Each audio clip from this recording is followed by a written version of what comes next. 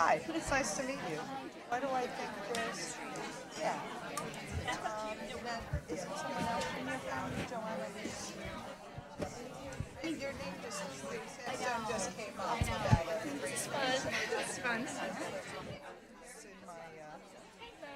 in my notes somewhere. Can I give you a proper hello? Nice to meet you.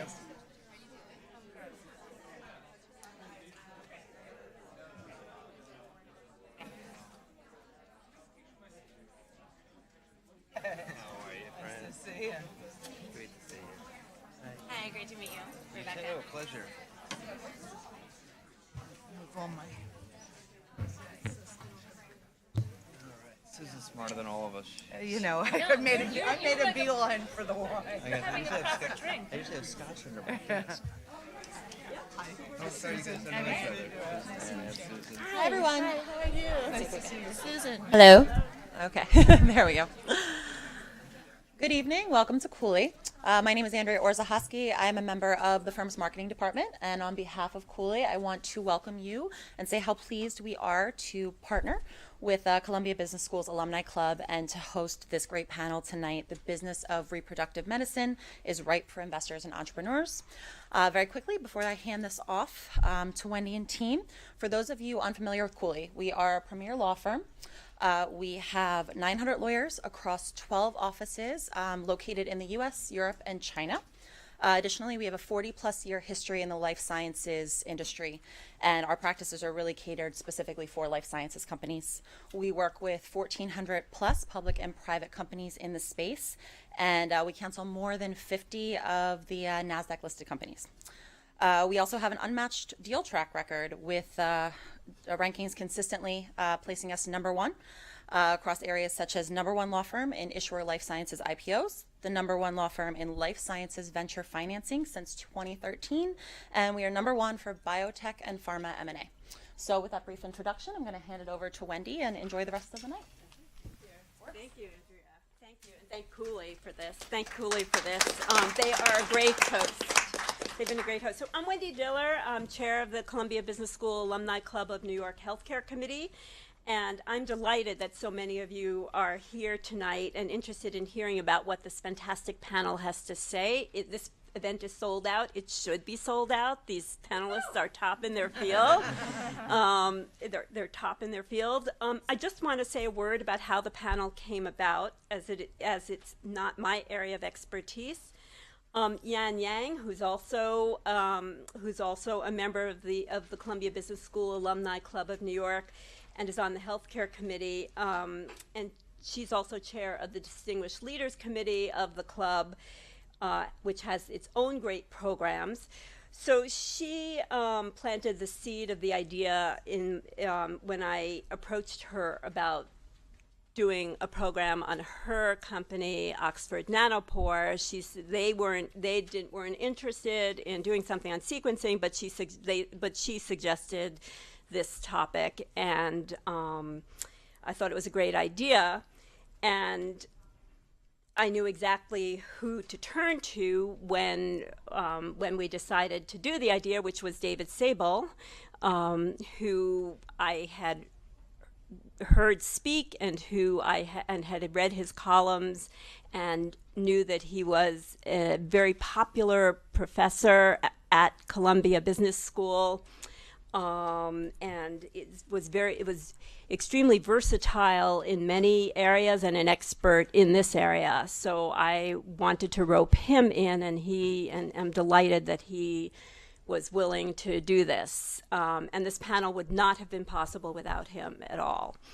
In addition, we have great panelists, some of whom came from far away, and I want to thank them for that. Anne came from Boston for this, and Mylene came from San Francisco.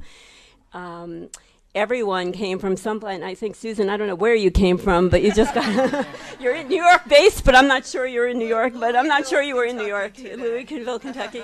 But you're all very busy, and you're all very busy, and we greatly appreciate that you're here tonight, and thank the audience for coming out and hearing this fantastic panel. And that's it. So I'll turn it over to David. Thank you.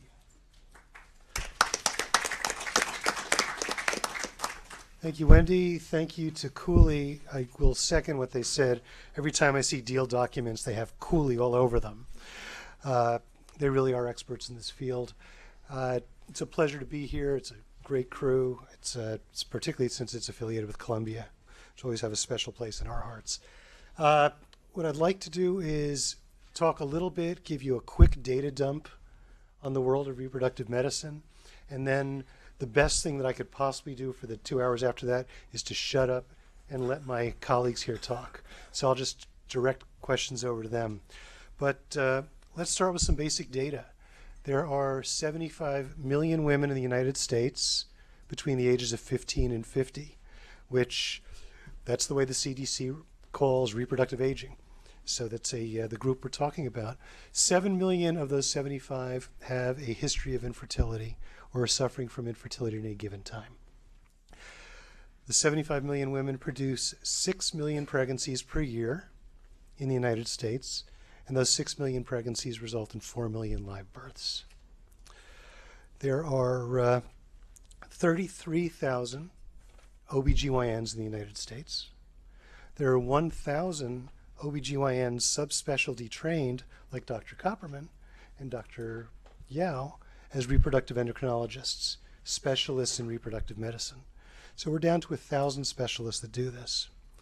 There are between 460 and 470, it's tough to keep exact counts at any given time, IVF programs in the United States, doing 200,000 IVF embryo transfers per year.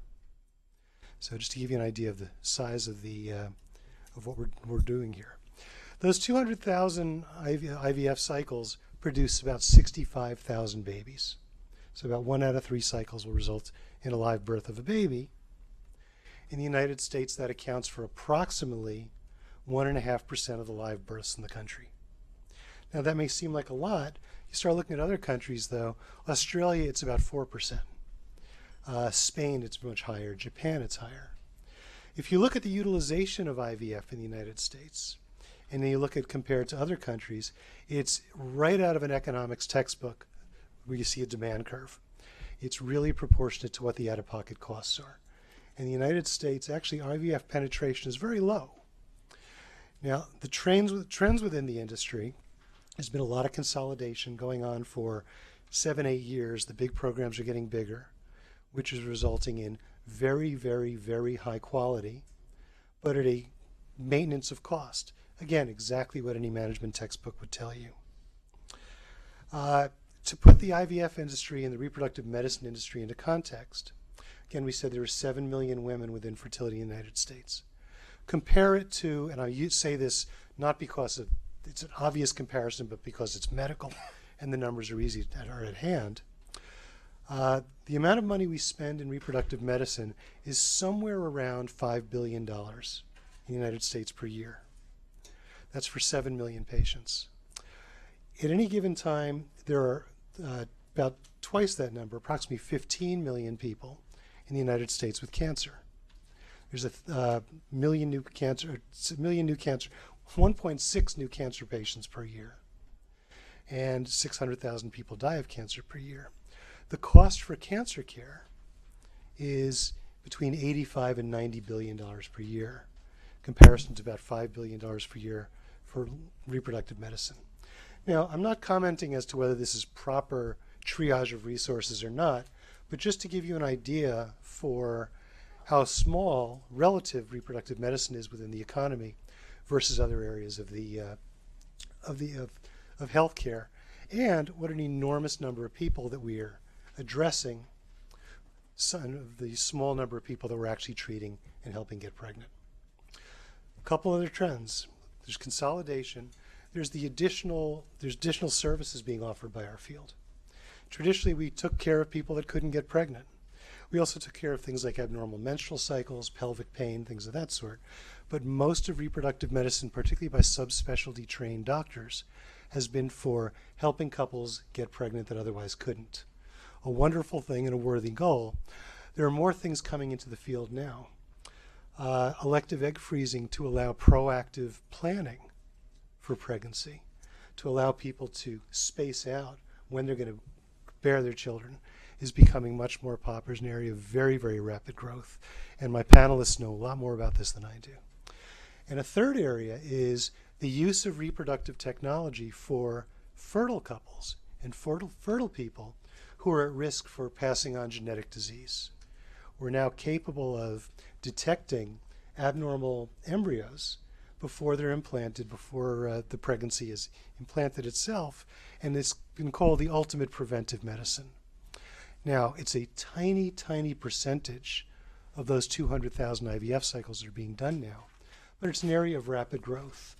And what we like to do is explore, okay, that's where we are now. That's what the numbers show now. If you're an entrepreneur, you're going into business, you look for the problems. Look, what are we not doing? Where are the holes within this field that ambitious people related to Columbia Business School can fill, have very, very rewarding careers, help people out, and lead the future. And that's what we want to do here. Now, I want to shut up now. And what I'd like to do, since this is basically a panel on entrepreneurship, is rather than have my colleagues introduce themselves and talk about their backgrounds, which is all written on the sheets here, I'd like them to kind of pitch their companies and pitch what they do to all of you and use that as a springboard. So Rebecca, can we start with you? Sure. I actually think this mic this doesn't work, but I can speak loudly, so if you can't hear me, let me know. I'm the other investor on the panel, so I'm not going to pitch you a company, but I'll tell you briefly about our firm. I'm a partner at Union Square Ventures. We're an early stage venture capital firm here in New York City. Our thesis is broader than healthcare and broader than reproductive health, but it's been a category we've gotten some exposure to, so I'm bringing that lens to the table. In general, we think about both on the consumer and enterprise around networks, and those are horizontal networks. We've done Twitter and Tumblr as well as vertical networks in fintech, in edtech, in commerce, and also in health tech. And recently, this has been a category there for us. We write early stage checks, generally seed and Series A, and then we have a opportunity fund where we write later stage checks out of it as well. So we think about less the kind of product innovation piece of this, probably from the science side, and more how is it going to intersect with consumers and mass consumer adoption. Geez, well, I'm so glad. I'm such a proud Columbia Business School graduate, and I understood David's demand curve elasticity comments. So Prelude Fertility is all about helping people have healthy babies when they're ready, and really meeting people where they are in their journey, whether that's single people, coupled people, gay people, straight people, really where someone is in their life circumstance and who wants to exercise their best options for family building. So known infertility or possibly not known. I think this whole area of fertile couples is interesting. It's not just, and it's a tricky question on the fertile side, because a third of people who have a child never have as many babies as they want because of secondary infertility. First one, no problem. Second one, uh-oh. So I think there's a lot that can be done. How are we doing that? We've been very busy the last 18 months building a network, building the foundation, which is partnering with top fertility clinics in major metropolitan areas throughout the United States. Those are in an acquisition partnership model. And our goal is really to use that foundation, which is today more traditionally focused on just infertility, oops, I have a problem, and really layering on top of that education and awareness around fertility preservation. We think, and as we've gone into the market and understand how little people of childbearing age actually understand what's happening to their fertility over time, that there's a huge opportunity in education and awareness first, and then bringing and democratizing cost, which goes back to something you said, bringing those barriers down, making it more available to more people, and then using our network for both the sharing of best practices all under one roof to elevate care and to reduce and use our scale and scale economies to reduce costs. So that's kind of the model. We've been at it. We're up to 12 clinics now in 18 months. We're not finished, and pretty excited about how things have been going so far. Hi, I'm Alan Copperman. I wear a couple of different hats. At Mount Sinai, I'm the Vice Chairman of OBGYN and the Director of Infertility and of the Reproductive Endocrinology Fellowship. And there I focus on education, research, science, and taking care of patients. I'm also the founding and managing partner of RMA of New York, so of the 460 some odd, depending upon the counter there, IVF programs in the United States. I think we're about the 6th or 7th largest, and our focus has been on delivery of excellent health care, of single embryo transfers so that patients aren't having twins and triplets, which can increase morbidity and mortality for both moms and babies. So by using precision medicine, by using data-driven medicine, what we've been able to do is to hone in on the single best embryo, the right algorithm to help each patient, and ultimately really showing in better outcomes, and then really going at risk with insurance companies to get enhanced reimbursement, which we then double down and invest. So we're now about 270 employees, 14 doctors, 7 locations. And so we've been growing as an IVF program and have scaled some of our infrastructure and opened up some IVF programs around the country. And then over the last couple of years, I've been having fun with tech. I've taken on the role as Chief Medical Officer of Semaphore Genomics, which is a genetic testing, but more importantly, an information company, a wholly owned subsidiary of Mount Sinai. So it's improving healthcare through information, and medical director of Progeny, which is a company that focuses on helping employers give employees benefits that cover their reproductive needs, such as egg freezing and such as IVF. So putting it all together, I think using information, using science, using technology, and drilling down to really helping improve the throughput of patients and the better care of the patients, and saving money by just adding value and then reinvesting in the technology and the patients themselves. Take a breath. I'm Ann Morris. I'm CEO and co-founder of a company called Gene Keeps. One of my professional ambitions is to talk as fast as Alan, which I'm not there yet. I'm a New Yorker. I'm getting closer. We are a computational genomics company, and we're primarily focused on the challenge of trying to make sense of all of the data that we can now produce around genomics, but we're still at a point in the field where we can only really understand the clinical significance of a small fraction of that data. So we're very focused on that challenge and have started out in the preconception screening space. So our first clinical application is an alternative to carrier screening and gives you higher resolution into your risk of conceiving a child with a serious disease than you could get through a traditional carrier screening. My own background is company building, and I got interested in this world when my firstborn son, Alec, was born with a rare disease that was totally knowable in advance, and we just had no idea what the state of the field was. And as I learned more about it, and I live up in Cambridge, what was really astonishing to me was how much progress was being made on the science side and not making it into the clinical space with much efficiency, if at all. So we started the company to go after that problem. So hi, I'm Mylene Yao. I'm the co-founder and CEO of Unify. I feel very privileged to be here among this amazing panel. Our company, Unify, provides a predictive analytics platform that is really focused on helping patients that are considering IVF as a treatment for fertility. And what we see as a big problem and a huge hurdle in the fertility space, in addition to all the numbers that David has mentioned, and I'll kind of recap a couple of numbers he mentioned that are so important.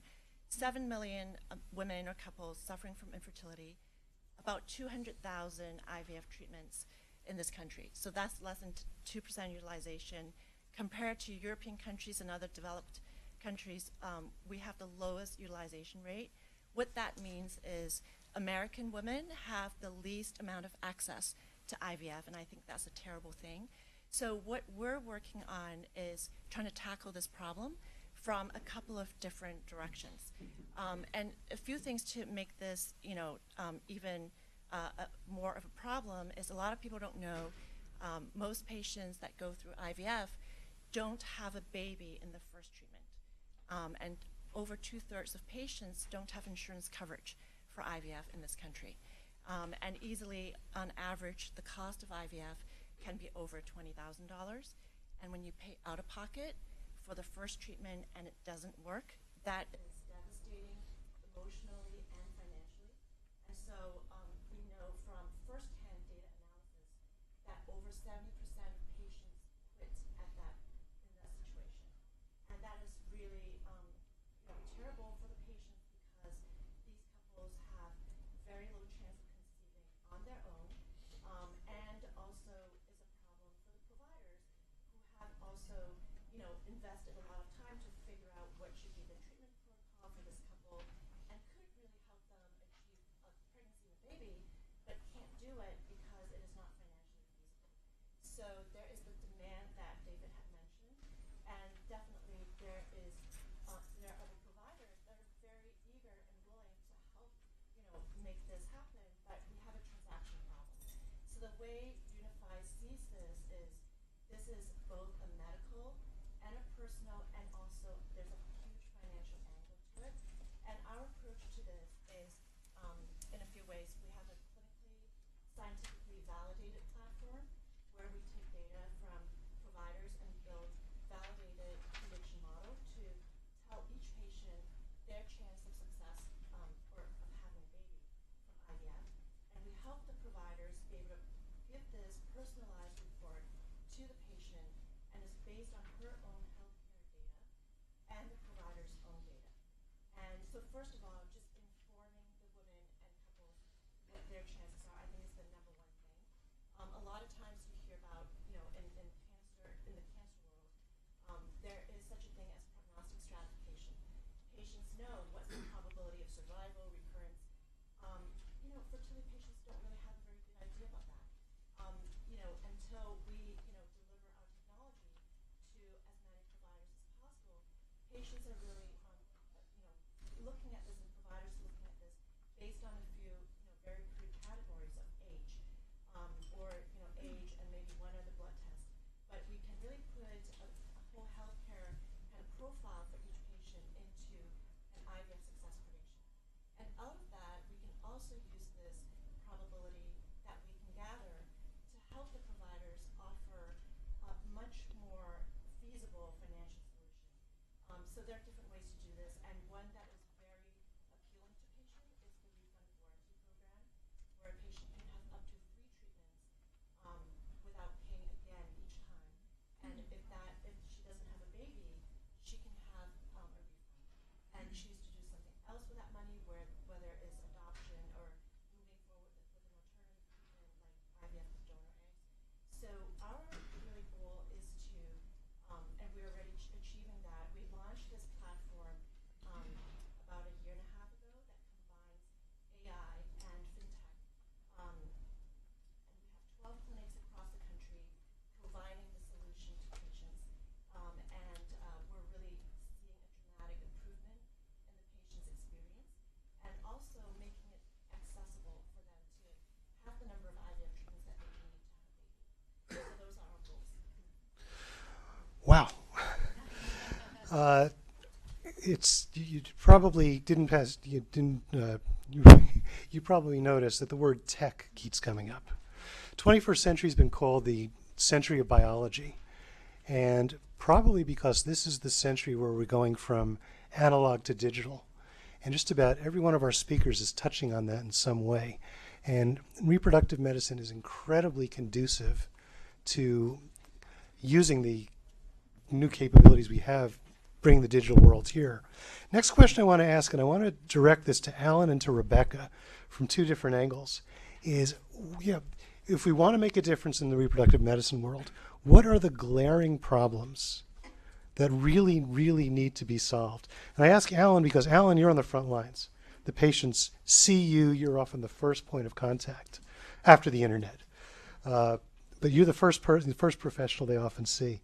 And on the other side, Rebecca, you're getting the business plans.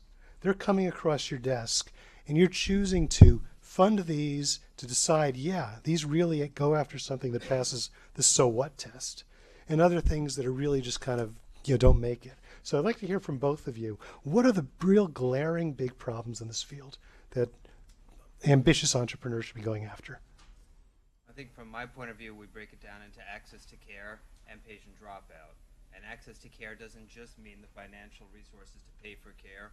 Sometimes it could be outreach to LGBTQ community. It could be different religious communities. We have groups that come in from Brooklyn with their religious observer when we do in vitro fertilization to make sure that what we're doing is literally kosher. So I think that once we actually open up and we are accommodating and listen to our patients, then we'll hopefully open up the doors. It is amazing the numbers that you reel off. I mean, 7 million infertile women, 215,000 IVF cycles in the United States. We're underserving 99% of the population, so they're not coming in the door, and also half of them are dropping out after the first visit. So what needs aren't we meeting, and why are we so consumed with our own egos that we're actually not finding ways to make this more accessible to patients? So we're doing things like quality reviews where we're asking each patient after their first visit how we met their needs. We're doing service repair on anybody who had an experience that's less than optimal. So I'm working on training each of the doctors. We've done improv. We've done different things to get the doctors to find ways to listen to patients. But I think that if we can get people in the door through ways of making it accessible and affordable and getting employers to consider benefits and getting insurers, and there's a mandate that'll possibly be signed within the next couple of weeks in New York, which would make New York the 12th or 13th state to have mandated fertility care, then we're going to see a growing market. And then we can actually find a way to be nice to patients in addition to being successful. I think what we're going to see is more people in and more people successfully out. Great. Wow. Rebecca? Yeah, I think from our perspective, similar with one addition, I think we look at it as two buckets, access and understanding. And I think access can mean several things. It can mean financial access, and technology, which is our focus, has been one of the greatest leverages at driving, down cost and increasing value for mass consumers. And we think this is a category where that can really play in. Access can also mean other things. It can mean access because of geography, access because of stigma.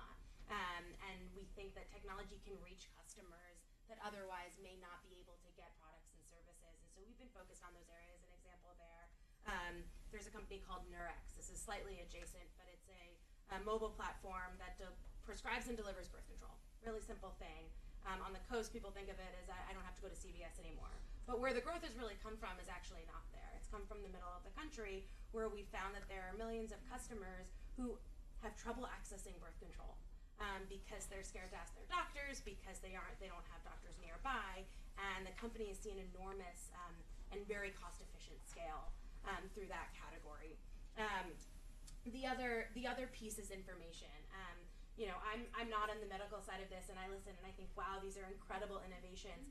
And as a consumer investor, I also think they're really scary to a lot of consumers, because what I think about it is you have women who have always been trying to not get pregnant, and then they start trying to get pregnant, and there's lots of products and services out there for them, but they don't know about them. And when they hear about them, they feel confusing and overwhelming, and they don't know where to start.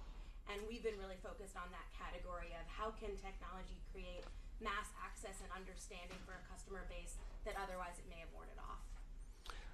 Very good. What I'd like to intersperse audience questions in here too.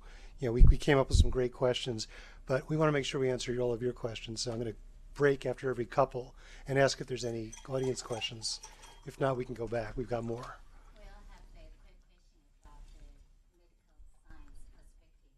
So when the women go to the fertility treatment, and then they have some embryo fostered, but not every single embryo could be implanted back to women's body. So for example, if you have 10 embryos, but you only put 2 or 1 back, so what would you do with the rest of the embryos? And what is the potential use from the medical science? I guess 2 questions. What is the practice now to handle the rest of the embryo? Second, if we preserve the embryo, what can we use those embryos in the future? Alan, I think that's got your name on it. So back in the olden days of 2009, 2010, we had this problem with tons and tons of embryos, and we didn't know which one to put in, and we were putting back 2 and 3 embryos. In this precision era, we are actually doing next generation sequencing on embryos, and we could figure out which embryos are chromosomally normal. So a woman in her 20s, 90% of the eggs are normal. In her 40s, 90% of the eggs are abnormal. So we used to have tanks and tanks full of supernumerary extra embryos that wouldn't be implanted and people wouldn't know what to do with. Now the average woman is only making 1 or 2 or even 3 normal embryos. So in the future, I'm hoping that we don't have this surplus of millions and millions of embryos that some on the far right would actually consider potential life or real life, and polarizing from a political and social, moral, and religious point of view. But the other answer to your question is sure, we're entering an era of stem cells and of taking a 100-cell embryo, most of these pluripotential cells, and they could end up at some point being grown into an organ to save this person's life. The eggs that you freeze for a woman with elective egg freezing, why couldn't one activate them, parthenogenetically activate them, turn them into embryos in a stem cell line that could fix a woman's retina or be used for a transplanted organ sometime in the future? So there will be uses of embryos, and there are some people that can donate their embryos to other people. The science and the technology are really, the possibilities are endless. So what do you do with the rest of the embryo that you are not using? We keep them frozen, and there's a business case to be made for keeping them frozen. It's kind of an annuity for the program. There's risk involved too, but many patients don't want to make a decision of whether to discard, whether to use them, or whether to keep freezing them. So the decision that a lot of couples and a lot of patients make is just to keep them in perpetuity. So the decision will come from the patient, not from the doctor. So in the United Kingdom, after 5 years, clinics will discard the embryos. In the United States, though we have permission from the Society of Reproductive Medicine, even an abandoned embryo, I don't think that most clinics would choose to take on the liability of discarding an embryo without patient consent. Okay. There's a question over on this side. Yeah. Yeah, you guys touched upon the science to clinical space. Science to clinical space and how to accelerate it. But if you morally accelerate it, the more you run into the control issue. Who's going to play God at the end of the day? Who's going to decide what's really going to happen? You know, this is an ethical. Specifically, what question? Like, you know, when you say we play God, what specific decision? I mean, this is a hypothetical No. scenario. So, you know, what if you have a baby who has a Down syndrome gene? The insurance company doesn't want to insure it because it sees the cost is too high. What point will they have the decision to remove the gene? Do you think that's something that will happen, or do you think that's something that will always be in our control? Or do you think that's something that we're in a competition with across other countries that are going to run into this? I was probably one of the first people on this panel to get death threats for back when we were doing the most pre-implantation genetic diagnosis of embryos in the country. So we're dealing with those things. And I'll finish, then I'll hand off to you. But our North Star has always been to start with the patient. To start with the patient, what is her and or the couple and the family? What's their guiding light? And to try to do best by our patients. Usually, that makes the answer very clear. I don't foresee a insurance company or a financial decisions dictating that level. That's my opinion. You bring up good points because there are things that will be financially untenable. Some of these things are best medical practices. If you've got a genetically abnormal embryo in an IVF lab, those tend not to implant. They tend to do very, very poorly and not turn into a pregnancy. So these are decisions where the medical science actually makes the ethics very straightforward. But as far as the other areas go, you start with the patient, you start with the patient's family, you go from there, and it's very, very rare. I practiced for 20 years. It's very rare that you come across something that you just can't come across, or someone telling you to do something that people construe as wrong, that hasn't been answered by what the science tells you. Susan, I'm sorry. I was just going to say, I think, that,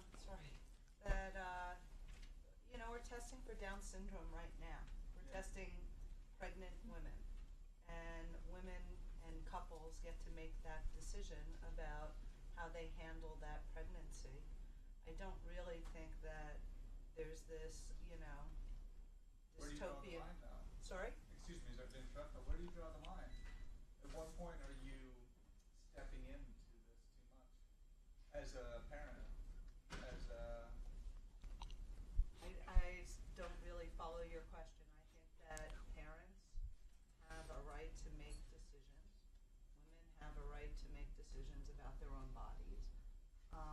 your question was around insurance companies dictating things that happen. That reminds me of death panels that were going to happen.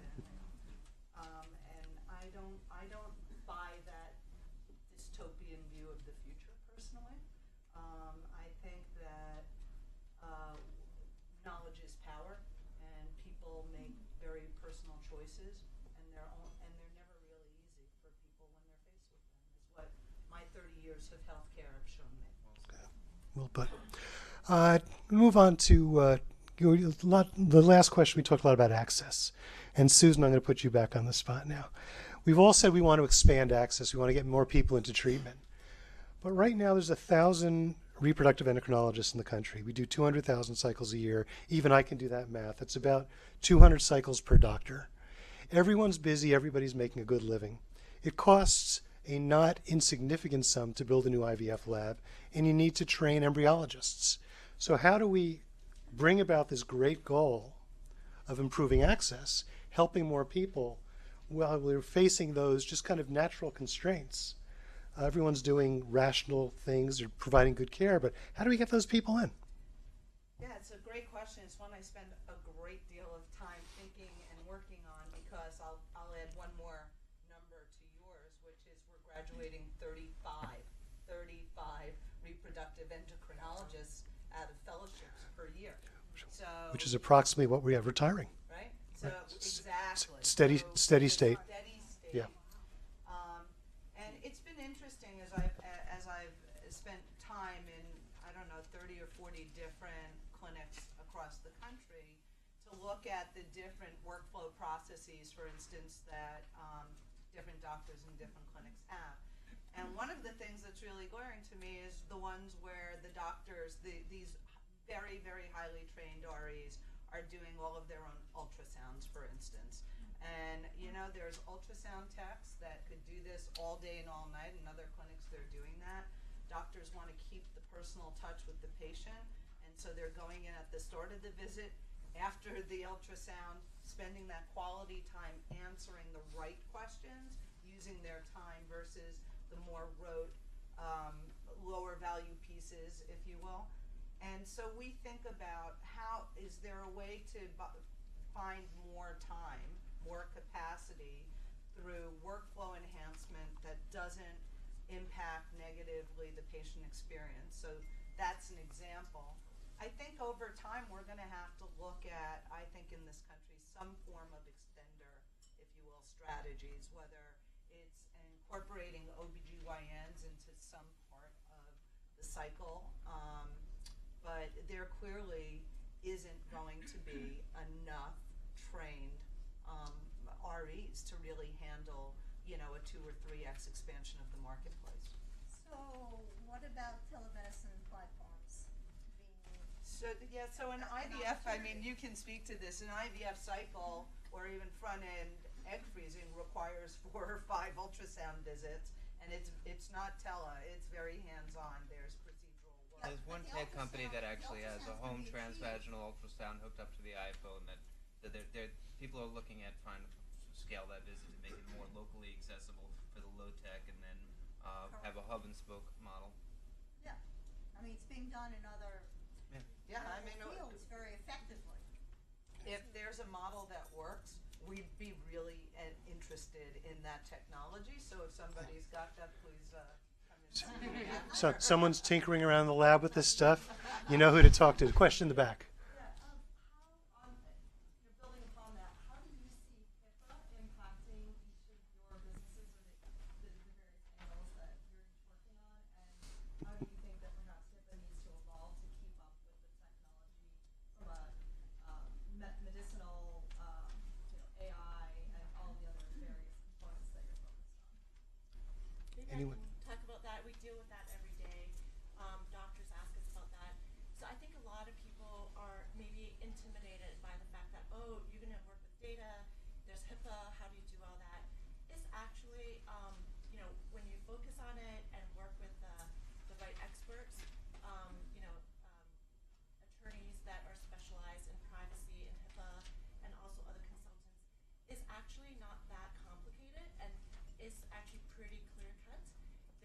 certain rules that you follow, and this is really not so different from many other vendors in the healthcare space, like companies that do billing. They may not do AI, but they deal with personal data all the time that's protected by HIPAA, and there's just certain rules that you follow, and it's all spelled out, and you really look at every single step of how you treat the data. So for us, the way we approach it is we have this super comprehensive agreement that really tells our providers, these are the ways that we collect your data. You can send us this, don't send us that, or if you send us the data this way, this is how we're going to handle it. And you kind of spell out, I think the most important thing is transparency. Spell out step by step what's going to happen to the data, and who owns the data is always going to be the provider, the source of the data. We're just using the data to aggregate and create the results to give back to the providers to serve them in order to serve their patients. And so we just follow these rules, and internally as a company, an important thing is also you train your team. You make sure that all of your team that handles the data understands what they do and what they don't do. So this is not different from a company that handles billing. That's going to be exposed to the same data or even more. And your business, you check 600 plus traits per every person who's trying to have a baby, male side and female side. Yeah. And how do you deal with HIPAA? Like, obviously, you have things that insurance companies would love to get their hands on so they can discriminate against nice people. Yeah. So and it's actually, we're now looking at 1,000 genes for every couple, and thousands of data points within those genes. So it's just exploding. It's exploding. I mean, we've seen in the 5, 6, 7 years we've been building the business, we've seen a lot of progress on the providers that enable businesses like ours to exist, like an Amazon, who's now HIPAA compliant, and so the ecosystem around our company has evolved quite a bit on HIPAA. In general, the trend in this industry is that companies, tend to, science and tech tends to lead regulation, and I think that trend is continuing. But HIPAA, I think, is no longer a major hindrance to innovation. I think there's still, I think there's a smarter way to do it, and it's solving problems in some ways that no longer exist. And you'll still see, people using fax machines, which is surreal, just to kind of avoid some of the regulations. But I don't see that as a major burden. One of the things that we found practicing medicine was that HIPAA was often very willfully misunderstood by everyone who was trying to avoid sharing data. They would say, oh no, it's a HIPAA violation. Hospitals do it, practices do it, companies do it. And it really holds up a lot of the data aggregation that really would do amazing things to push this field forward.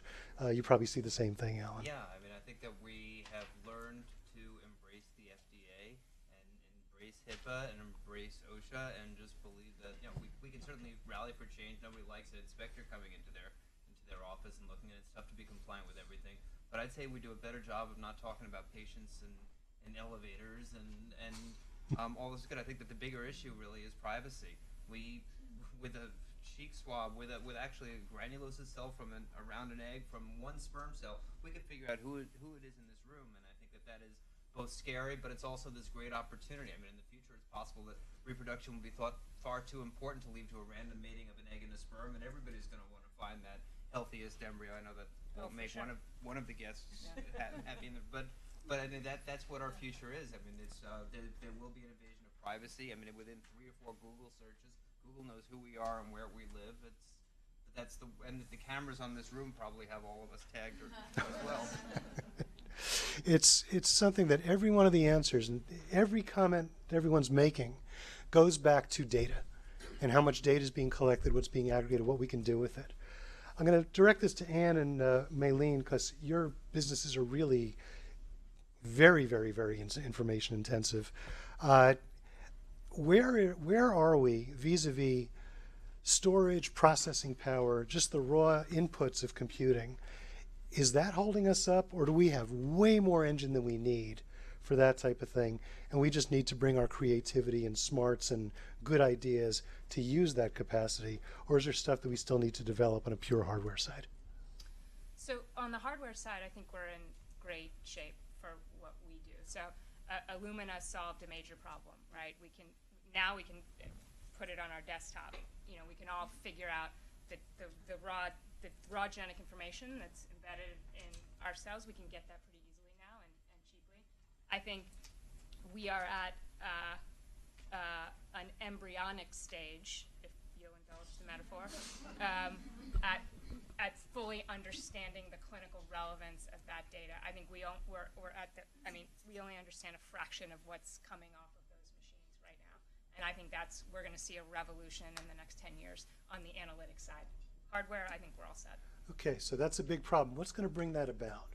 What's the idea that we need to generate to fix that? I think we need to focus on it. So I think it's not getting enough attention or investment dollars. You know, I think we've thought a lot about big data on the tech side, but biological data behaves quite differently from other kinds of data. And so you really have to get people in the sandbox that don't necessarily like to be in the sandbox together. And you really have to get the biologists and the software people really talking the same language and working together.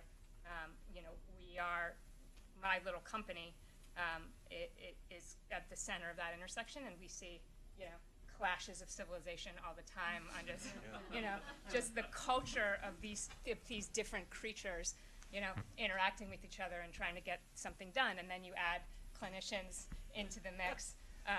And it's, you know, it's always a fun day at the office, but it's a lot of translation and a lot of, you know, conflict resolution, and that's the work of building a lot of these companies. Is we're now getting all of those different stakeholders in the room and trying to get them to work together. So I think it's going to be collaboration. Okay, Mylene, I'm going to extend the question to you too, but you mentioned AI a few times. Yeah. So tell us what AI brings to it, and then I'm going to throw a bunch of other tech stuff out at you, and let's see what we can do with it. Well, AI, we throw out this term all the time now for everything we're talking about, and it means different things to different people.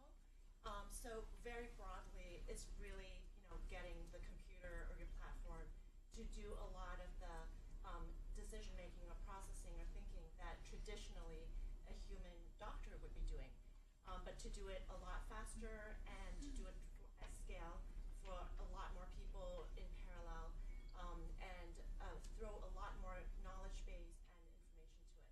Now, a very special part of it, which is really the core of our technology that we're very excited about, is this machine learning. That is one kind of subgroup under the whole broad umbrella of AI, and that's where we are really making a difference. So, for example, how do you, with all, you know, when you collect a data set from a clinic and turn that into a prediction model so that you can predict the probability of success for a new patient coming in tomorrow, based on specifically her data, because the past historical data set has, you know, enough representation of different kind of values that match hers, but not necessarily having a single patient just like her. And that's kind of the power of machine learning. So I think it's one very kind of important part of AI. And the other parts of AI you could think of as there's knowledge base. You know, how do you channel all the information a doctor knows, the relevant part into the platform, or even, you know, take in medical literature results and take that in, and also kind of logic. What are all the things that, if a patient has insurance, this is what she would be offered. If she doesn't have insurance, that's what she would be offered. And we also start to look at really not just the technical stuff, but on the emotional side. Like, if the patient has dealt with infertility for, you know, 5 years versus someone who's just starting to realize it, you know, in the first year, she may be in a different emotional state. Someone who's 30 years old versus someone who's 42, aside from their probabilities of success being different, they may be they are in a very different stage in their lives, and the things they're worried about is going to be different. So all of those things are things that we're going to add to this. So it's not just math, not just numbers and number crunching. We need to add the human emotional element, and information that is so personalized, not just medically personalized, but personalized to that woman in that specific stage in their lives. And also if they're married, LGBT, how they deal with it is going to be different. So those are all the things that, you know, we keep adding to our platform. Brings us back to that North Star of all healthcare, which is always the patient. That's great. Let's continue along on the tech route. Actually, let's ask a couple questions first. Yeah. Right, it's not about the tech, or maybe it is the tech one with solutions, but how do you build the top of the funnel? So we talk about access. It's a fragmented market, you know, where the OBGYN is disaggregated from the reproductive endocrinologist. It's a referral-based model, but we now have consumer, and we have a variety of different segments of the population that come from a different literacy level, education level. How do we build and educate from the top of the funnel? Make just one other point as an analog. In home care, you see, or in long-term care and nursing homes, you have a lot of companies who are just lead generation companies.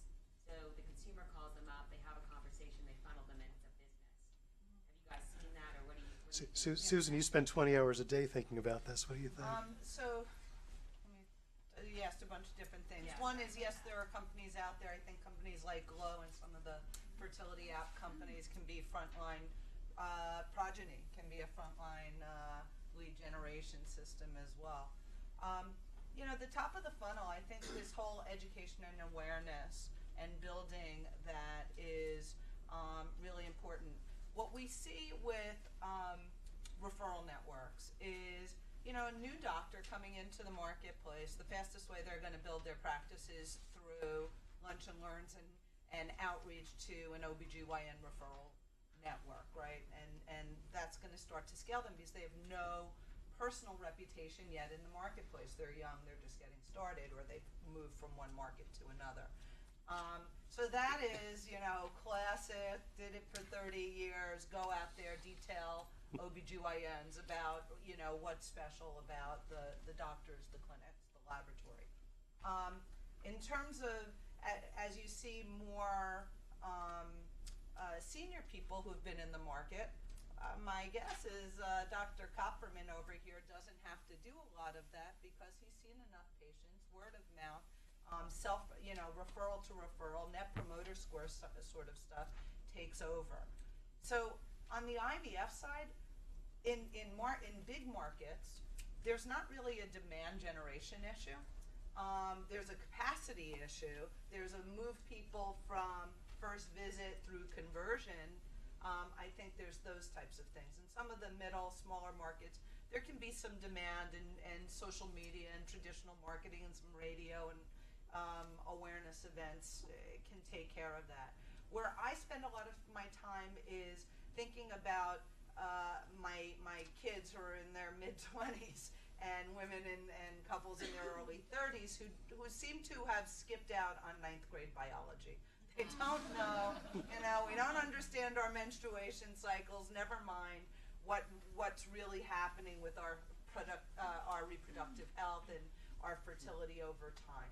More women are having their first baby over the age of 30. That happened this past year. It's the first time in human history that more women, not in their 20s, but in their 30s, are having first babies. As age goes up, fertility goes down.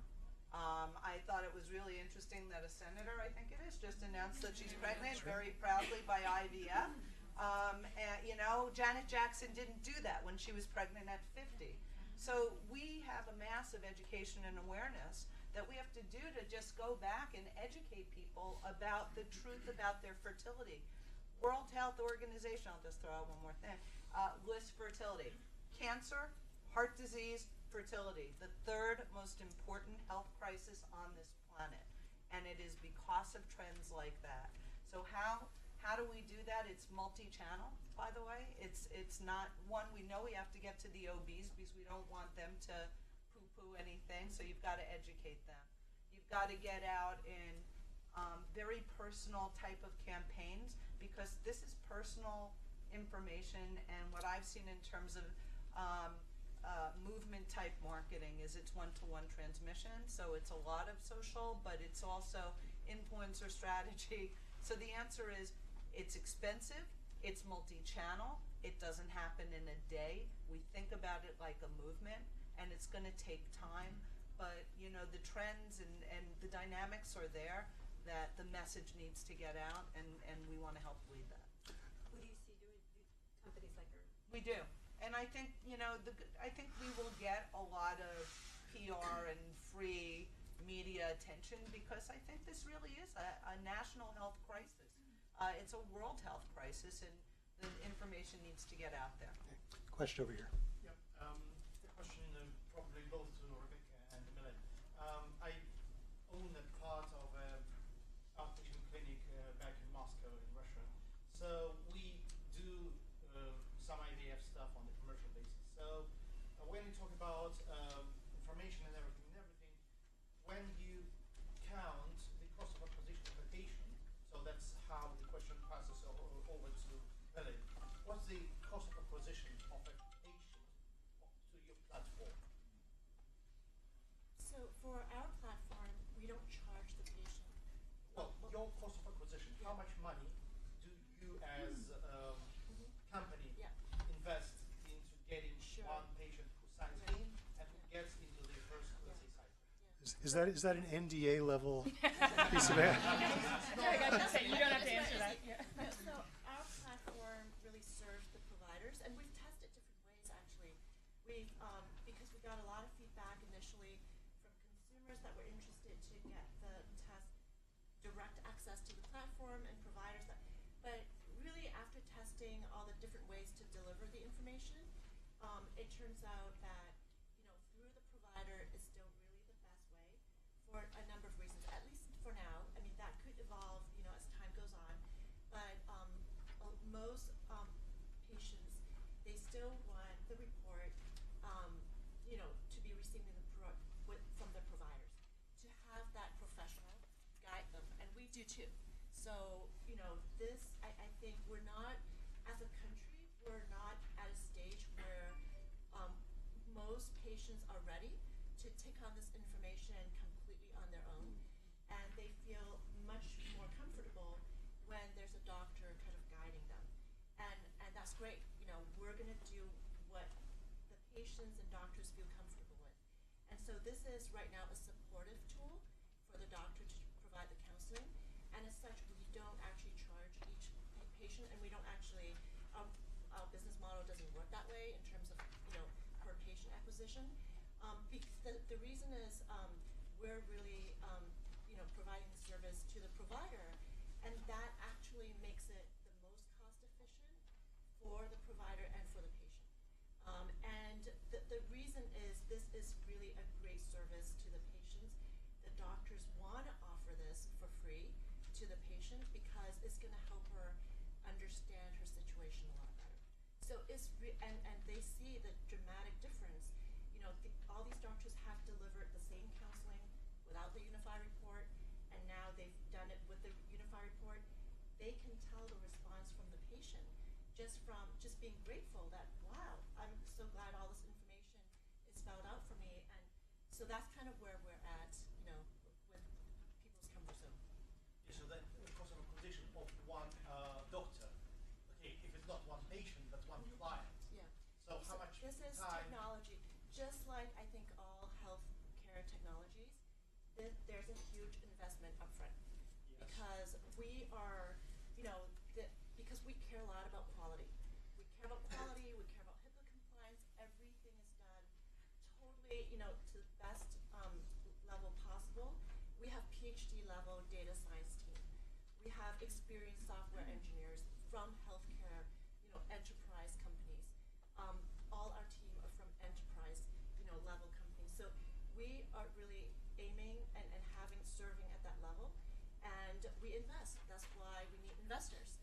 And I think that's maybe part of the discussion is, and we're very excited that investors are recognizing that FEMTECH is a very important and growing market, and that's great. And we need that in order to provide quality of care. There's a question in the front row here. I was just going to ask, what role does egg freezing play in all of this? Like, is that like seen as kind of a prevention of infertility or even empowerment, or like how much of the economics of a clinic are in that? Maybe that's a question for Susan. in relation to the discussion we were having from the previous question. If you look at places like New York and LA or San Francisco, egg freezing is about 30-35, could be as high as 40% of the practices. In Atlanta, it's less than 5%. To me, it's really important because I think as we do educate people, it's never going to be better, faster, cheaper than people choosing, if it's right for them, if you know you want to delay family building, and for any variety of reasons. I haven't found the right partner, I want to continue with my education or career, or financially I'm not in the right place. Whatever your reason is, if you can get women when they're in that, 25 to 35, really 30, 32 age frame, the better. What we're seeing with a lot of proactive egg freezing is it tends to be 37, 38, 40-year-olds who that clock is just freaking ticking in their ears, and it's desperation. And I think, I want to back that down. I want people to have the information that they need to make the right choices for themselves, and hopefully skew that age range down a bit when it's going to be able to get a better yield and a more abundant yield of healthy eggs. So we see it as being a critical part of our business strategy going forward. I want to take that as 38 is not always desperation. That's right. There are a lot of healthy babies that are... No, it's more the psyche of what I meant. And it is incredibly empowering for a woman to have completed the process, and it's great that employers are now considering for the recruitment and retention of valued female employees, understanding the role in the workplace, and it is an important benefit, and it is preventing dollars being spent in the long run, because there's nothing like a 32-year-old egg when you're 38 or 40 trying to get pregnant, and the eggs never get better over time, starting in the teens. So I think that it's an amazing preventative technology that does add value to a whole population of people that otherwise could suffer in the future. I'm gonna though. Okay. Sorry. Go ahead. So the constraint is, think about it, is where are we in our careers and financial life when we are at our most fertile, using your range of 15 to 50. That's the right? CDC. So even at not 30, some of us have just finished school. Many of us are just starting to see a little bit of an arc in the curve on the trajectory of our careers. So we're at our most fertile when we are at our least financial, stable place. So you don't think fertility clinics are limiting in that? It's the supply from the young females who want to freeze their eggs. I think the education is the limit. I think people, we need to wake up. Goes back to your point about building a movement. Yeah, and getting people aware of what's going on. Your question brings up another good one, though. Susan, if you're saying that in New York, San Francisco, and a few other metropolitan areas, that you're now seeing 35% of the capacity taken up by egg freezing, which is a most recent 5-6 year thing, has the throughput capacity in those cities increased by 35 or 40%? And if not, where are the infertility patients going? I'm not going to agree with that number, and I'm sorry. Okay, stress test. We've been doing egg freezing for 11 years successfully right now. We're one of the largest in the country. We're 13% of our market. Aside from 1 or 2 specific egg freezing in the program in the Bay Area, I think for the most part, 30 seems a little bit high to me. That's our number. Okay.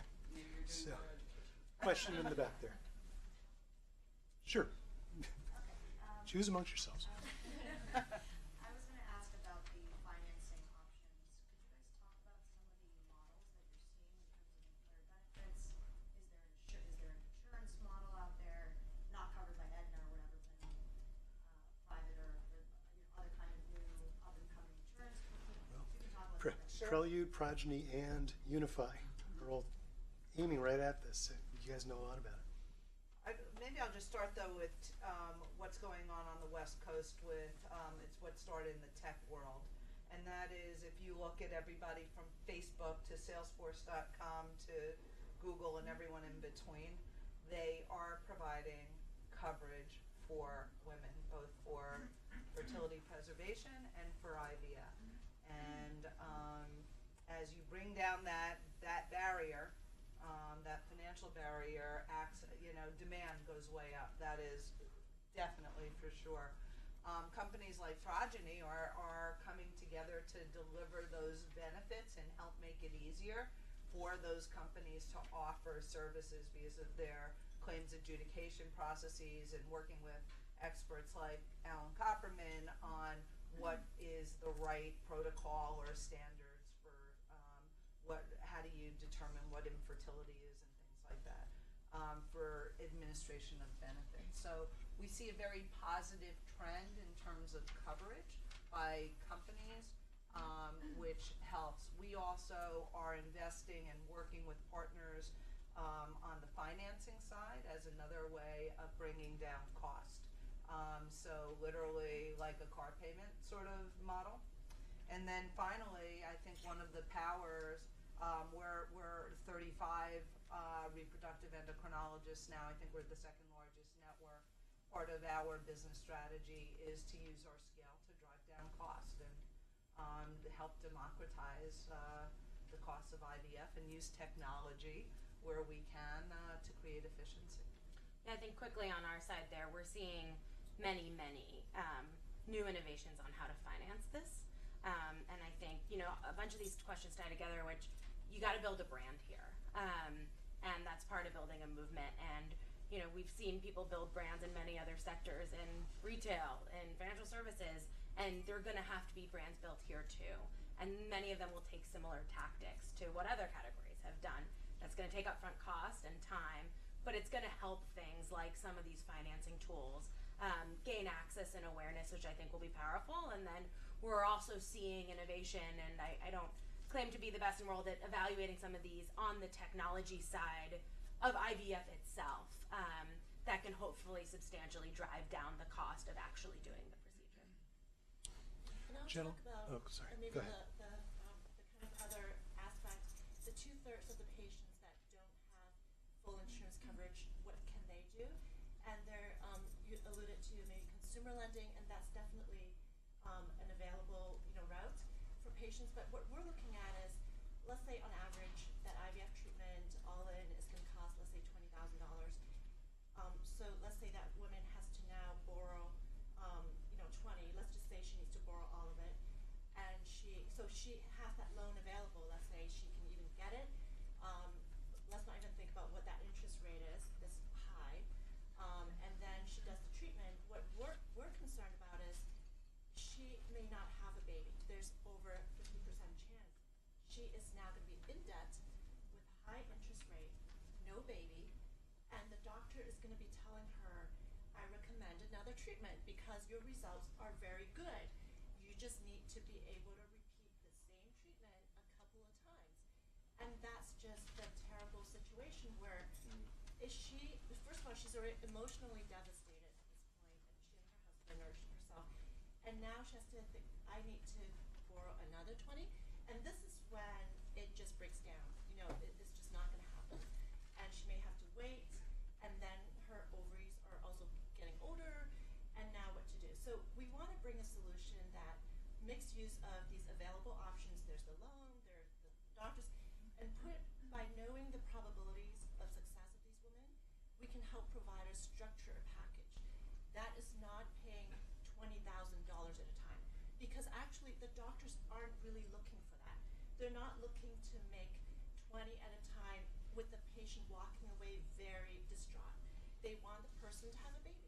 And so we can package it so that, okay, how about, I'm just making up, instead of 20, maybe you pay $26,000 and you have up to 3 treatments and you don't have to pay again. There's the medication costs, yes, we still have to deal with that. And now, maybe you have $6,000, you take on a $20,000 loan. Now, but with that loan, the same debt that you're going to pay back for, you're going to have 3 tries, not 1 try. And that's what we're working on. We can't help people have more money, but we can help them stretch that dollar, and further to give them a much higher chance to have a baby.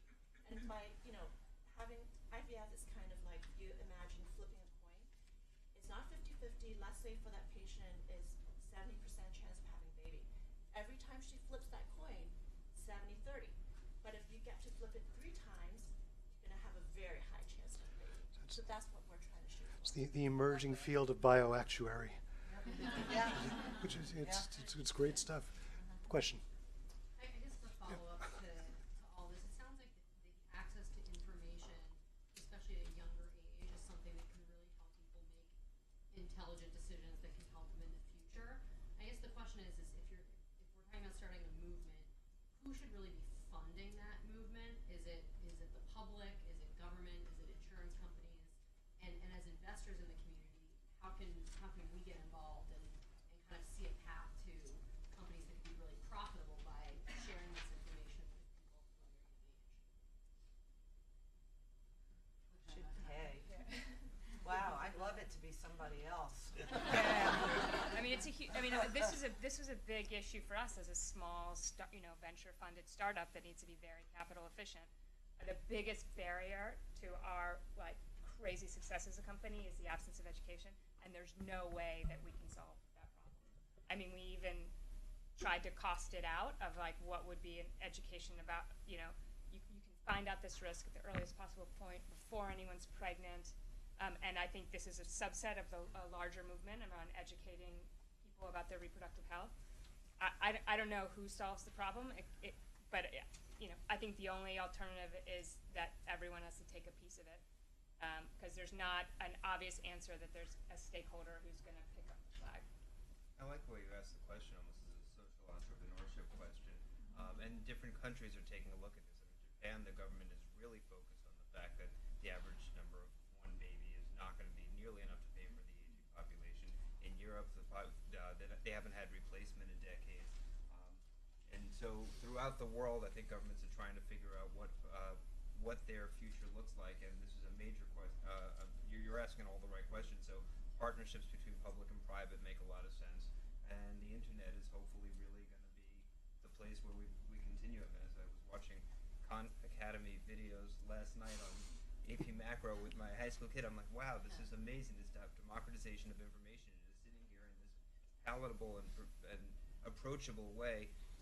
And it starts here, and that's why I applaud what Wendy and Dave have done in getting us here today, putting the right stakeholders in the room. It's a major problem. This isn't just a way to make money. This is actually making an impact on civilization. Yeah, and stamping out disease and preventing illness and in this world of genetic screening, we're up to 281 diseases that we test every patient for with carrier screening. That's going to go to 500 by the end of this year. It would not surprise me within 3 years for all 5,000 monogenic diseases and everybody who wants to have a baby. So I think that's around the corner. Yeah, the we're opportunity to prevent catastrophic illnesses in the next generation is just tremendous, and that will indeed save healthcare dollars. And we won't need the CVS and the amnio because we'll see who's at risk. We'll test the embryo. Supplemental newborn screening may even be necessary because we will know the genetics, and it may sound like a crazy, brave new world, but we're on this information revolution going at a super Moore's Law pace for the first time in history, and I think that all of this is going to be within the next 5 years, and where are the opportunities and where are the threats are the real question. It's a very good point, and there are some real structural bottlenecks involved there. The 33,000 OBGYNs that do most of this type of counseling are busy delivering babies, hands-on blocking and tackling doctor work. It's like a bunch of us have been there, and it's they're not dragging their feet. They don't really have the ability to do all that type of long-term counseling. You say, well, what about genetic counselors? There is one genetic counselor for every 80,000 people in the United States. And you can add information technology and you can add some degree of scale. But if you're talking about real precision medicine, where every disease and every tumor is a N of 1, where it's its own disease, it's very difficult to extend that to the type of interpretation and then communication that you need. You need a really well-trained professional. 1 in 80,000 doesn't cut it. So a lot of people are not going to get this. I'm sorry? They are, but there's a lot of room to grow there. Yes. I just want to make a comment. I mean, I think it's great.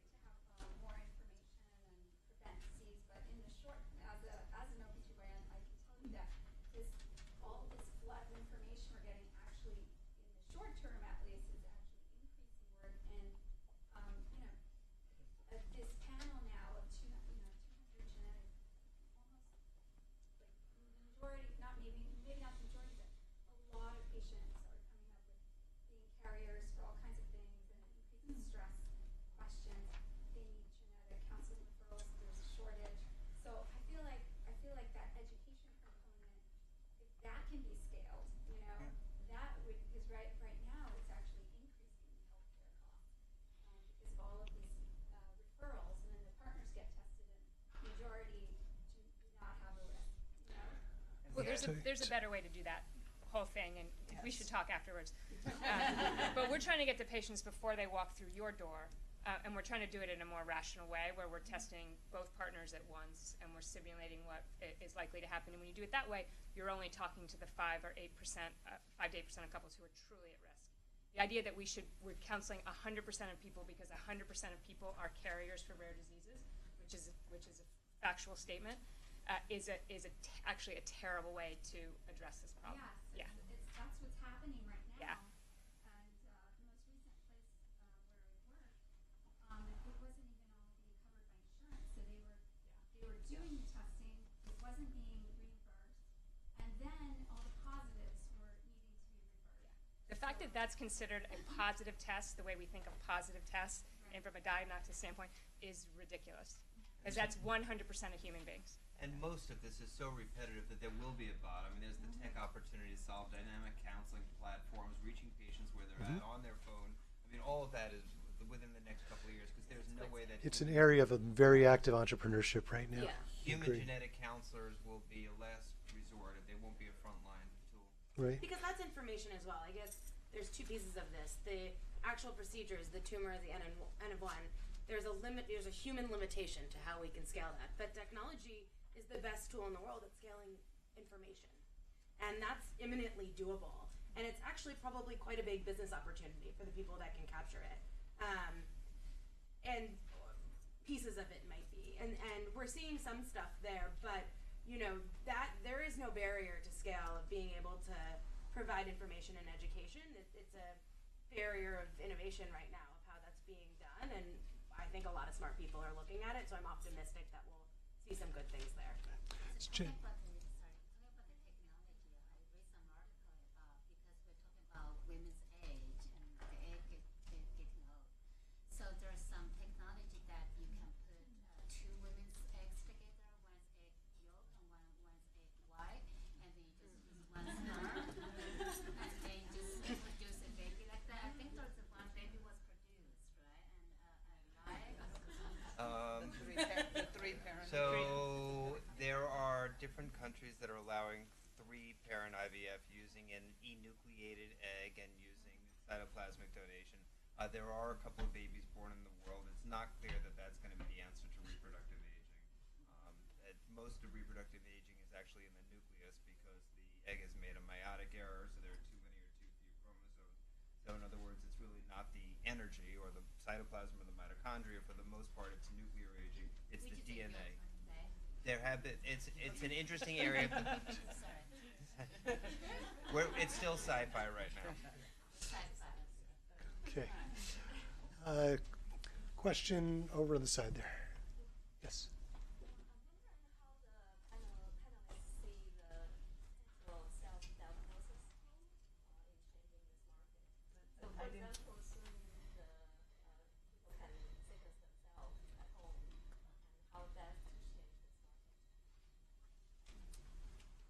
Well, I think it's one way to address the problem of specialized human capital, which I think is a barrier to progress, is to kind of co-produce the experience with patients playing a more active role in different points. So I don't think those kinds of solutions are crazy, and I think patients are becoming increasingly sophisticated about the problems that we're trying to solve and can play a very active role in solving them.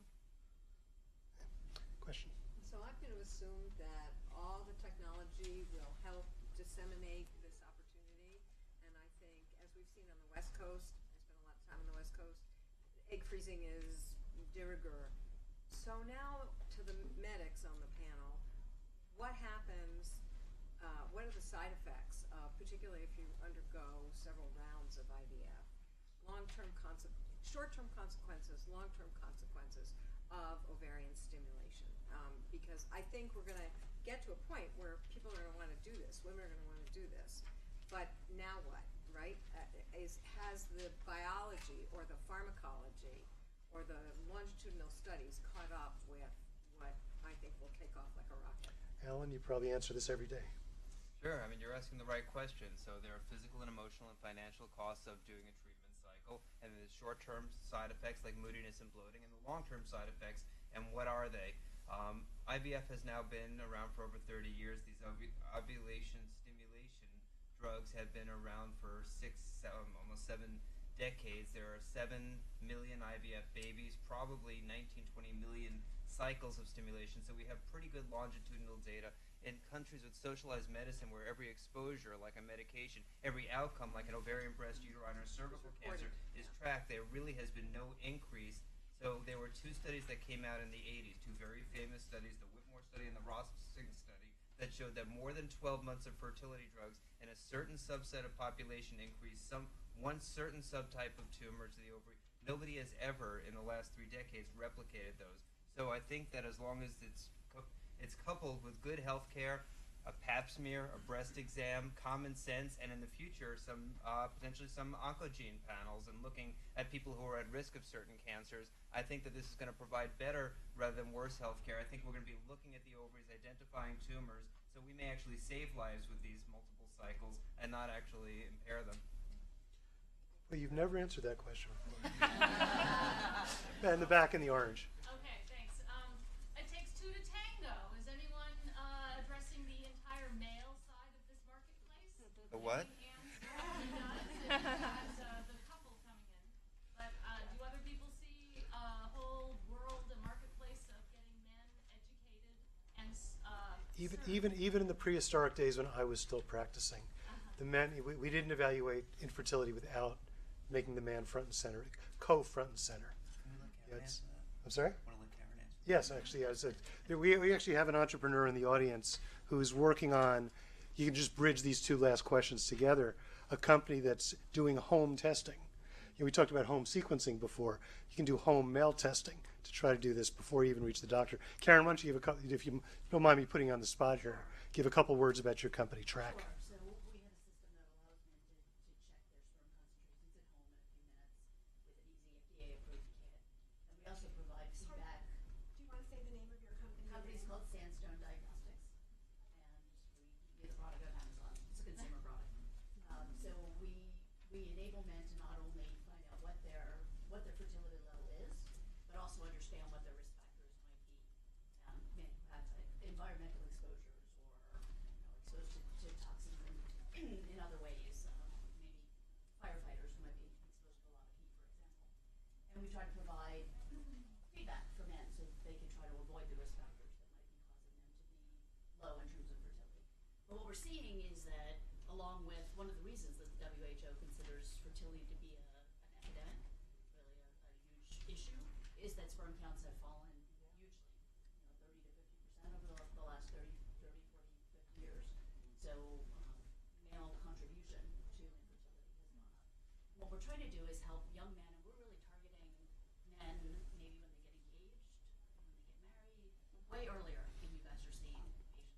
By the time they see you, they should get full analyses. But early, when a couple is just starting to think about conception, we'd like them to be thinking that they should be worrying about their fertility as well. At least something that they can check. So yes, we think about it all the time. Okay. Yes, sir. Earlier, Ann and Alan, you talked about the possibility that a PGS or some sort of screening for 5,000 genetic abnormalities is right around the corner. I'm wondering, how far do you think we are from the mirror image of that? And this is not a political or ethical question in any way, shape, or form, just a technological question. From a CRISPR-like technology where instead of identifying unwanted attributes, we can select wanted attributes. How far away are we from that? Yeah, so we're not far away from the 5,000. We're doing that today. We've commercialized 1,000 genes, so there's no science fiction element to that. We're very far away from the kinds of attributes that people would select into. I mean, there's been a lot of kind of red herring, like, I want my sprinter son to go to college for free. Which is not to say that people aren't trying to commercialize these things. I have companies coming in looking for investment for absolute bullshit genetic testing and analysis. And yeah, it's one thing to identify known, real genetic risk factors that you can point to at a section of the chromosome and say, okay, here's the replication, here's the damage to that chromosome. which predisposes you to disease. It's another to identify a multifactorial, quote unquote, talent and say that, oh, we can test for that. Because most athletic ability, perfect pitch, These are very musical ability, complex genetic these are things, yeah. extremely complex and difficult to predict things. I happen to have a perfect pitch, incredibly talented wife. And if we had any control over this, we would have avoided what happened, which is what the children inherited, my musical ability. But there are people trying to claim that we have these things, going out on the road, getting appointments with investors, trying to do fundraising. What about simpler things like height or hair color? Actually, for the very complex traits, yeah, for the most part. It's still much more reliable to like meet someone like smart and attractive in the corner bar than to go to all the trouble to try to CRISPR your way.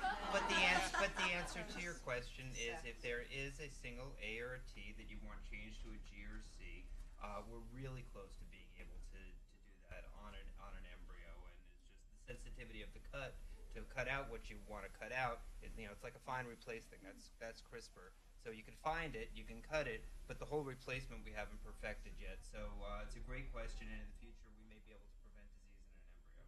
And a couple that can't make a normal one. David, I think we have time for 2 more questions. Okay, young lady in the back. I think Rebecca referred to this earlier, but what innovations are we seeing to reduce the cost curve? Because everyone keeps talking about this number of $20,000 to $25,000 per treatment. And I think it's wonderful that Silicon Valley companies like Facebook and Google are offering to pay for fertility treatments. But does that really just keep the inflated treatment costs high versus really trying to innovate to bring the cost down so that it becomes more accessible to everyone, not just those fortunate enough to work at an investment bank or at a tech company? That's a great question. I've actually looked at that. And I do think there's an awful lot of inefficiency built into our models now. We have not in the IVF lab sought the type of the efficiencies that you see in a chemistry lab or a pathology lab. Or if you look at gene sequencing, which is a very complex, multi-step process, they're using robotics, microfluidics, AI, machine learning, and mass data, which we're not even dreaming about using in an IVF lab. So in theory, you should be able to make the lab much, much more efficient. Second argument is you look at other countries, they really are producing good IVF cycles with very, very good results with much lower margins. So where in there, what's the key there? Well, one of it goes back to our question of access. With a limited number of practitioners, a limited amount of lab space, we don't really have that kind of, the invisible hand of economics is not jumping in. Whereas it's interesting because since IVF is one of the few areas in medicine not controlled by enormous hospital systems negotiating with enormous insurance companies, this should be a laboratory for free market medicine. And I think if you break down some of those barriers, which again comes back to access that everyone's been talking about, you will find kind of a more natural, kind of right out of the microeconomics textbook, forcing the cost down. So a lot of these people that are not getting care now will be able to afford it. Ironically, it'll probably result in a much larger industry. And a lot, we're probably doing $3 or $4 billion worth of IVF in this country. We're probably leaving $5 billion on the table and leaving a lot of people untreated. But not by any evil reasons. We just have some natural barriers that are keeping that from happening. And what's that is, those are the types of problems that entrepreneurial energy in the next 10, 15 years is going to attack. Yeah, I mean, the way I look at this is there are 2 ways to drive down cost. Cost is determined by supply and demand, right? This is a supply-constrained market at the moment, and that's dictating cost. If you increase the supply either by people or by technology, and there's some things here that are really hard to increase by technology, you're going to change a cost structure that way. The other way is you look at the entire stack of a process and you see where is there room to cut, and that's either cut through inefficiency or that's cut through replacement with technology. Our focus is we see a lot of things that are getting cut by replacement with technology. Very few of them are in market, as I said. They can speak way better to what's science fiction and what might be feasible, but when you look at the entire stack of this procedure, I think we will see over time things that are able to be replaced by innovation that can drive down the cost. Okay. So I have a comment about that. And I think we need to also put that IVF cost in the context of how much health plans pay for other procedures in healthcare. How much does a knee surgery cost? You know, how much does other kind of elective type of surgery cost? And that IVF cost is high because it's when it's paid out of pocket. But when it's really paid by a health plan, you know, it really is not that high compared to other procedures that are being done every day to many people. And I think also another thing that makes this very challenging is we as a society, and this is a good thing, our level of tolerance for any mistake in the embryology lab is really Zero. Yeah. Zero. Versus even like compared to you know, a mistake that happens in the operating room to someone having knee surgery. I mean, so you have to also consider that. You know, what is the level of expectation that we as a society have for one embryo being mishandled, right? And so that really comes to the cost, and I think that makes it very hard to compare the cost of IVF in this country versus some other countries that don't have quite that same expectation. And also having been, you know, my prior role at Stanford, I was faculty there. We've had different types of research projects. One of them was trying to, you know, do a scalable system using microfluidics to culture embryos. So and I'm sure that field has advanced tremendously since, you know, my days there, but it is tremendously challenging to have a system where you don't break an embryo. And I'm even talking about mouse embryos, not even human embryos. And you know, the embryo is just such a fragile, you know, difficult kind of cell to work with. And so it comes with a lot of challenges that makes this very costly. And the real cost of IVF is when IVF is not done well.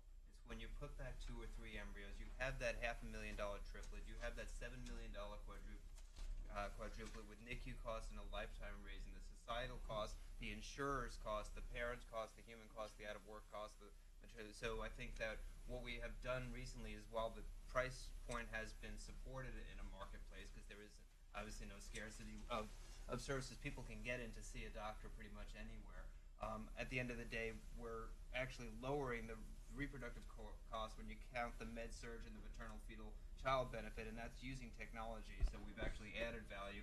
And only a small portion of the day-to-day cost really is that egg retrieval fee or that embryologist fee. The drugs are actually a major cost, and we're approaching the era of generics being available, and there are definitely innovations possible in the field, but it's not always like, wow, that number is huge. It is, what does that global reproductive experience look like? And that's where I think that we've really seen the needle move. You know, one of the benefits we have seen from the high price point relative to other countries is that the care in the United States in general now is superb. It's very good. It's got a long way to go till it's as good as it can be. But Alan and his colleagues, I'm not one of them anymore, so I can say this, are really doing a phenomenal job at taking care of the people that they do see. Now, I'm getting signs from Wendy in the back that we have to kind of cut short. This is a superb group of questions. My colleagues did a phenomenal job.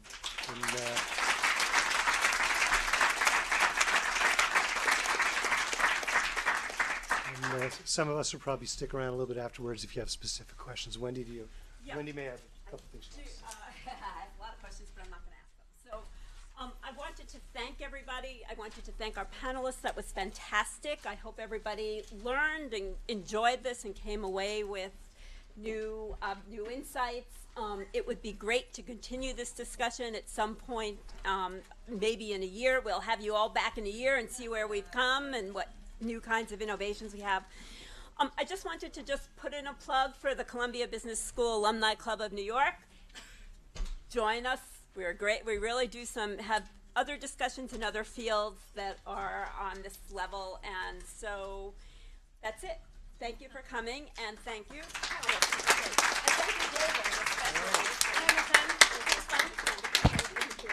So let's chat. Thanks. Yeah. You guys did an excellent job. Thanks. I'll let you know what I hear. I'd love to know. Hi. Nice to meet you. Good to meet you. I have a question. Sure, yeah. kind of do so. Appreciate it. So my company has a Hi. mobile app. Oh, thank you. And we've got a lot of kind of improving outcomes. Oh, thank you. Thank you. And we've got a lot of marketing there. Like it's a sexy app. It's fun. We have 18 hospital customers who then give it to their patients. None of those hospitals have paid for it. We're doing some amazing work. With Dr. Woodruff and some of the stuff she's doing. Really fabulous. I think they're following the money. You know what I mean? And I think unless the system incentivizes differently, we see that very consistently across the board, which has actually been one of the biggest problems in consumer health, particularly on like mobile platforms and apps rather than products, because a lot of people very nobly start with efficacy, right? Like, we can use technology, we can make something that's less efficient better, and they find that that may not be where the money is, right? And right, it's just health plans system, the direct to consumer, I think that's been one of the biggest stifling forces of consumer pay healthcare because I have no cards, but I'm very findable online. Sure, thank you. Because I find it very consistent, unfortunately. I wish I knew what would change that, but I actually have no idea. Not just you, though. Hi. Rebecca. Nice to meet you. Nice to meet you.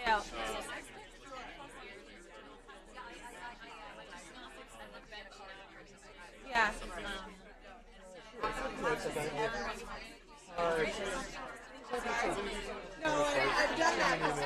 Sure. I never answer the phone.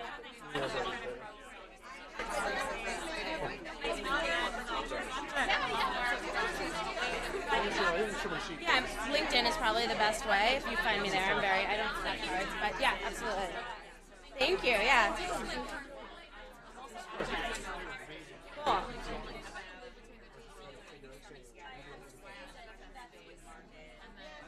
We're in the... Oh, cool. Yeah. Yeah, great to meet you. Yeah, absolutely. Hi. Yeah, sure, of course. Hi, nice to meet you.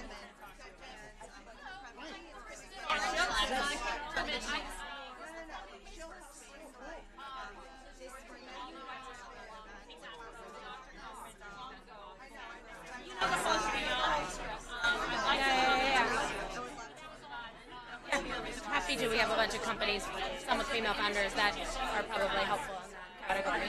So I have none, but I'm very findable online. Go to USB. Yeah, I'm all over it.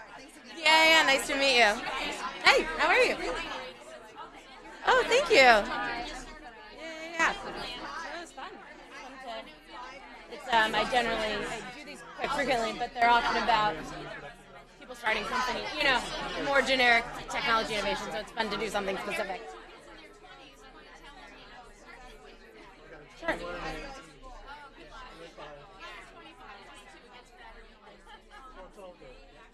Sure, absolutely. Yeah, I mean, David has my email and happy to grab a coffee anytime. Oh, cool. Yeah. Interesting. Wow.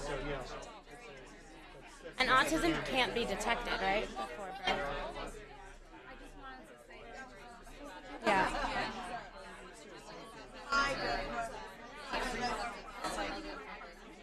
Yeah, it's extremely high. Yeah.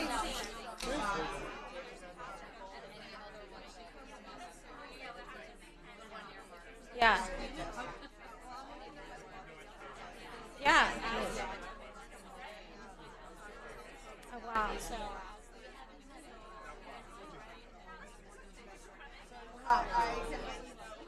Yeah. Hard.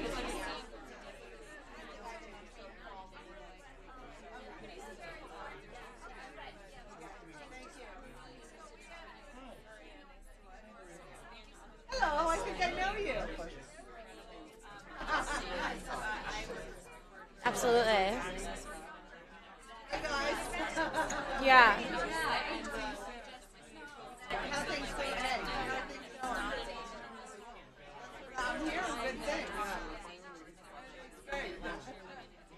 Yeah, well, I'd love to learn more and see if I have any way to help. So, absolutely. Thank you so much. I appreciate it. Sure. Yeah. Yeah. I unfortunately have a late flight, but yeah. Yeah. But I'm ready to do that whenever you want.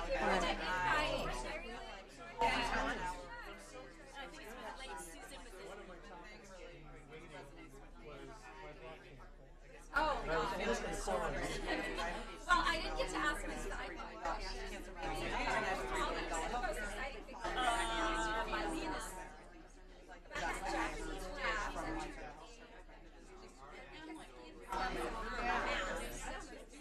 Oh, I'd love to talk to you because you the insight into a psyche that Don't miss it.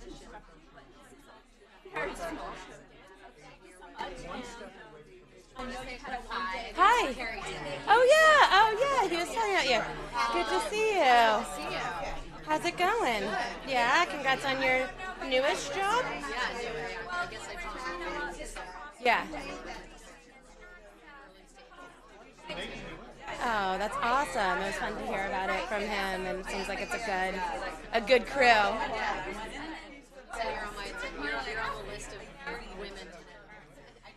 Man, oh man, I don't know about that. But if I can be helpful at all and stuff, yeah, we'll grab a coffee or whatever. But and if I can be helpful at all as you get into it, let me know for sure. Yeah. Well, good to meet you. Yeah. Hi. awesome. Sure.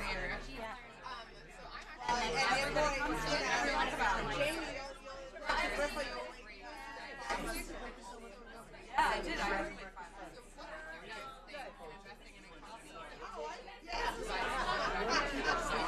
How are you? It's been a while. What are you doing? Right. I think it depends on how well you fit into a broader ecosystem. It is an ecosystem there. I don't know enough about the category at all to say, but what we would look at is what is this market? And if you're solving half of it and there's a good solution for the other half, it's just not what you're doing. That seems like you could put something together. If you can do half of it, but there isn't a good solution for the other half, we'd look at it and say it may not be a developed enough market where you're going to build a very profitable business because the customer isn't incentivized enough at that point. So I would need to know more about the market, but kind of broad-based, that's how I would kind of think about it. Yeah, nice to meet you.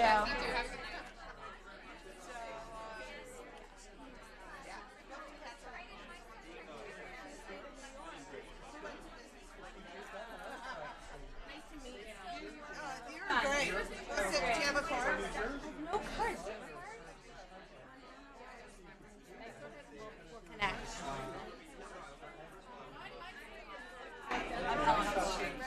Nice to meet you. I actually work at healthcare. Oh, which one? Receptive. Okay. Right. 80% stuff. Got it. I feel like and like passion project that kind of prevention part of this space. Yeah. So like this whole idea of like us cutting through tech investment and all that like really rings true to me. And I think that's capital to like the state investment behind us, and I don't really get some of these opportunities. Something that I the quality just hasn't Sure.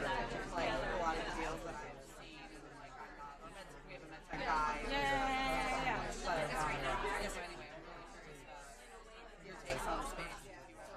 Yeah, I mean, we should connect, and if there are stuff that we see that's interesting, to share it with you. You know, it's a category of interest of ours. It's not. You're right. You know, I'm a little bit. No, me too. But like I'm the only woman.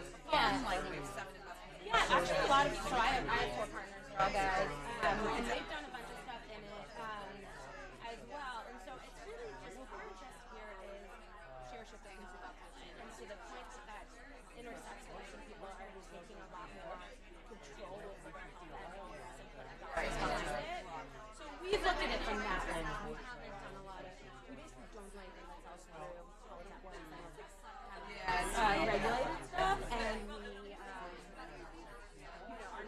position to do the science side.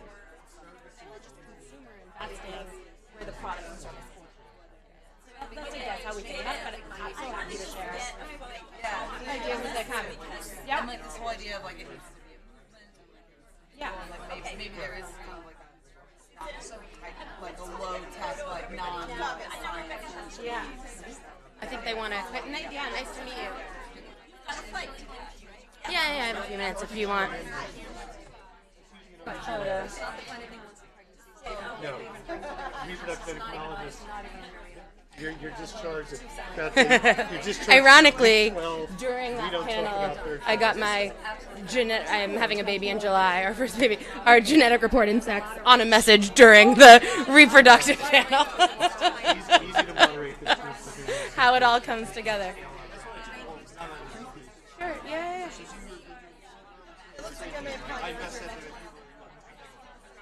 Oh, we're way early. Seed and Series A. U.S. and Europe, largely. Okay. Yeah. To go public? Yeah, we do. Oh, in Europe. Funding Circle in Europe will go public this year. Yeah. Sure. Yeah. Thank you. Are we? Okay. Are we doing it? Okay. All right. Sure. Yeah. No. Yeah. Hi. Hi. Nice to meet you. Nope.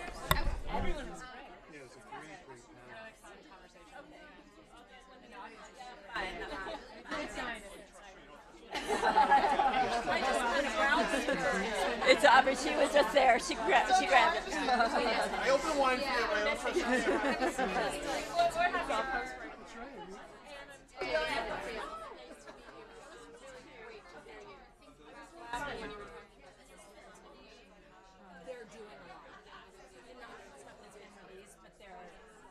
It's the same hormone set. Largely so that, depending on when they market you to take that test, they can do all those recommendations because it's the same general testing set, and they're actually licensed to do several more hormones that they're actually doing right now. So we kind of have that bed in that category in terms of Yeah, nice to meet you. Oh, cool. That's a cool job.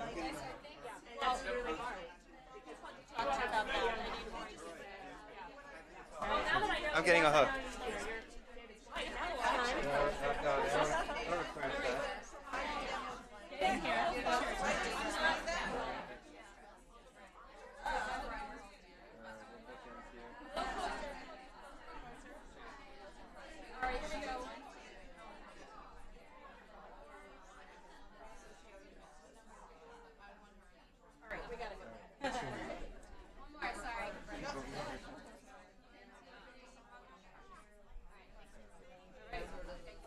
So let's talk this week. Okay. Let's just talk off the record. Thank you. Yeah. Nice to meet you. Yeah, it was very ironic because during that panel, I'm 4 months pregnant, got a call with our genetic results at sex during the reproduction panel, so it all came together. Nice to meet you.